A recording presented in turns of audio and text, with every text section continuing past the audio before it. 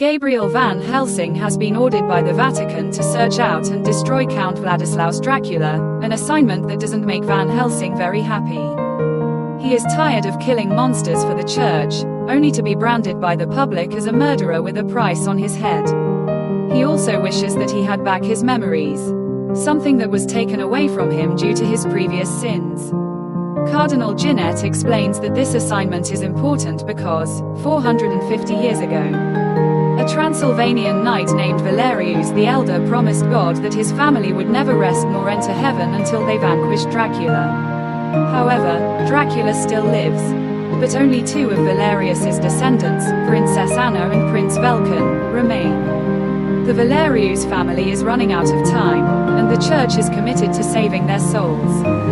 So, armed with only a scrap of a picture, rings of garlic, holy water, a silver stake, a crucifix, an automatic crossbow, and Friar Karl, the Q of the Vatican, Van Helsing takes off for Transylvania. Van Helsing's arrival in Transylvania is not well met, as Transylvanians don't like strangers.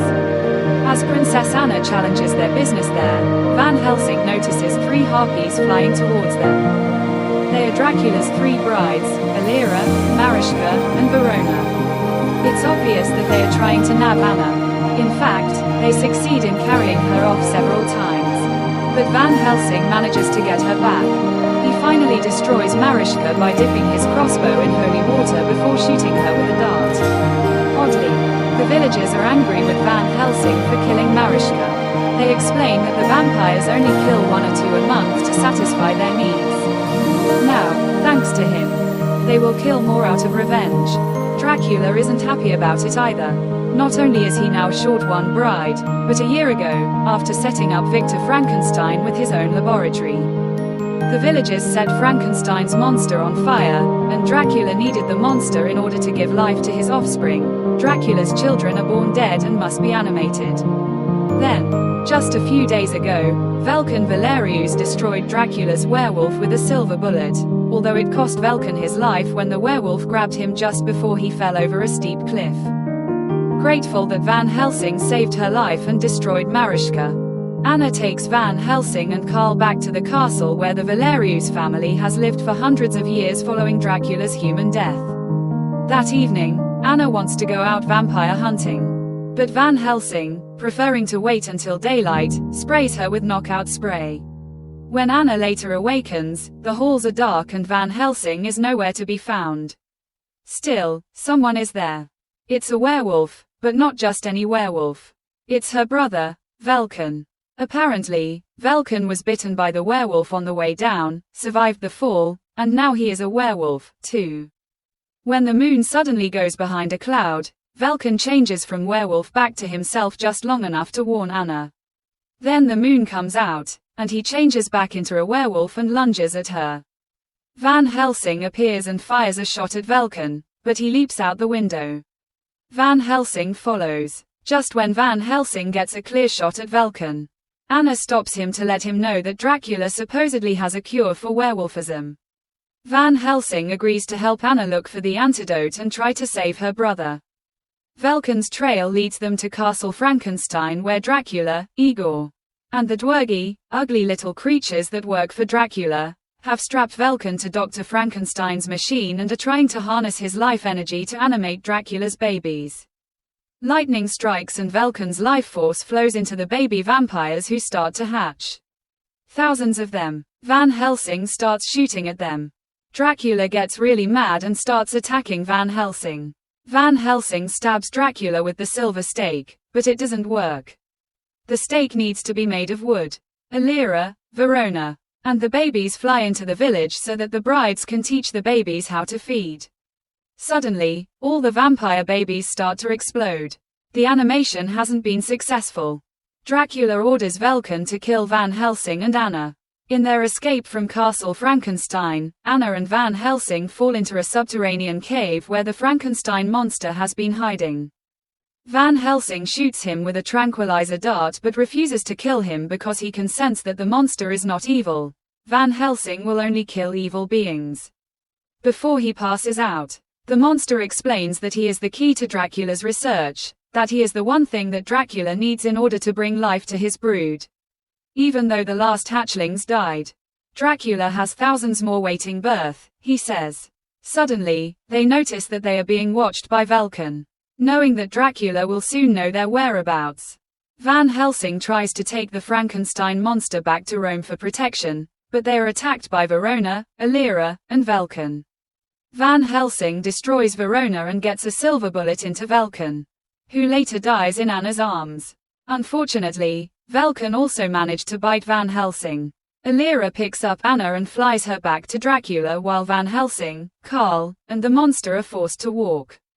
They meet up with Illyria again in Budapest. She invites them to a Halloween masquerade ball during which they can trade the monster for Anna. Van Helsing tranquilizes the monster and locks him in a church while he and Karl go to the ball.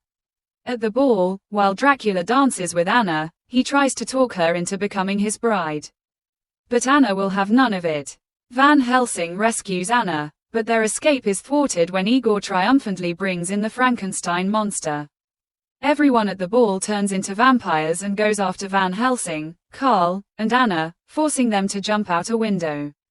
By the time Van Helsing, Anna, and Karl get back to Transylvania, Dracula has cleared out of Castle Frankenstein and moved to no one knows where. They go to the library where Karl has done a bit of research and discovered that Dracula is really the son of Valerius the Elder.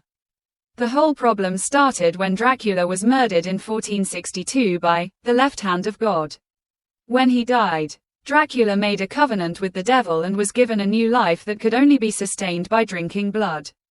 That's when Valerius the Elder went to Rome and bargained away his family's right to enter heaven until he killed Dracula.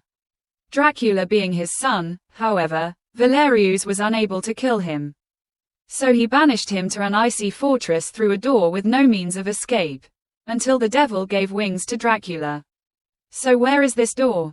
Anna reveals that her father spent hours staring at a particular picture. Perhaps that picture holds the key to the door.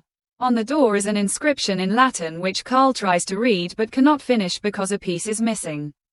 Van Helsing remembers the scrap of picture that Cardinal Ginette gave him before he left Rome. Sure enough, it fits. When they read the inscription aloud, the picture changes into a mirror which allows them to walk through into the snowy fortress which is Dracula's true castle. They enter a long hallway in which the ceiling and walls are lined with pods containing vampire offspring waiting to be animated. They also see the Frankenstein monster encased in a block of ice with only his head sticking out. The monster sees Van Helsing and tells him that Dracula does have a cure for werewolfism. Van Helsing wonders why Dracula would have an antidote. Karl remembers seeing another painting that showed a werewolf killing a vampire. Now it all becomes clear. Only a werewolf can kill Dracula. And Van Helsing is scheduled to turn into one tonight at the stroke of midnight. The plan is to let Van Helsing transform and kill Dracula. And then Anna and Karl can inject him with the antidote at the last minute. While Van Helsing goes in search of Dracula, Anna and Karl force Igor to lead him to the antidote. Igor shows them a syringe stored in a jar of viscous liquid. Indeed, it is the antidote, but before they can retrieve it, Igor locks them in the room. Illyria suddenly appears. Anna tosses the jar at her. It crashes on the floor, and the splash burns Illyria's face. Anna tosses more of the liquid at the bars on the door, and it eats through them. While Anna keeps Illyria busy, Karl takes the antidote and goes looking for Van Helsing. Van Helsing has discovered Dracula's laboratory. The Frankenstein monster has been hoisted to the roof, and Dracula is attempting to drain his life into his infants. Van Helsing makes his way to the roof, but before the monster can be freed, lightning strikes and sends his life force down through the infant nursery. The baby vampires begin to awaken. Just as the Frankenstein monster gets free, Dracula changes into a bat and attacks Van Helsing. The monster is struck again by a bolt of lightning that sends him flying over the edge of the roof. On his way down, he manages to grab onto a cable and knock Igor off the bridge where he's been chasing Karl with a cattle prod. The monster swings through a window into the room where Anna and Illyria are fighting. As the monster holds Illyria at bay, Anna uses the cable to swing back to the laboratory. On the way, Karl tosses her the antidote. Alira catches up with Anna. While Alira gloats about how she's going to drink Anna's blood, Anna grabs a spike and thrusts it through Alira's heart. Just then the clock strikes midnight. Van Helsing changes into a werewolf and attacks Dracula. Just as Van Helsing has Dracula by the throat, the moon goes behind a cloud and Van Helsing changes back into himself. Dracula takes this moment to inform Van Helsing that it was Van Helsing who murdered Dracula back in 1462. Suddenly, the moon comes back out. Van Helsing turns into a werewolf again and chews up Dracula's neck. Dracula crumbles into dust as do all of his baby vampires. Once Dracula is destroyed, all his creations are also destroyed. At that moment, Anna runs into the room with the antidote. Van Helsing leaps at her. Carl also arrives and opens the silver stake, ready to plunge it into Van Helsing. But Anna was successful. She injected the antidote into Van Helsing just before she died, and Van Helsing is returning to himself. Van Helsing and Carl hold a cremation for Anna at sea. The monster departs by raft. And Helsing sees Anna's spirit reuniting with her family in heaven. Van Helsing and Carl ride off into the sunset together. If you enjoyed this video, don't be shy to hit the like button, and if you disliked it, hit the dislike button twice, just to be sure. It would be best if you watched the whole movie. Thank you very much for watching. Please subscribe for more videos like this.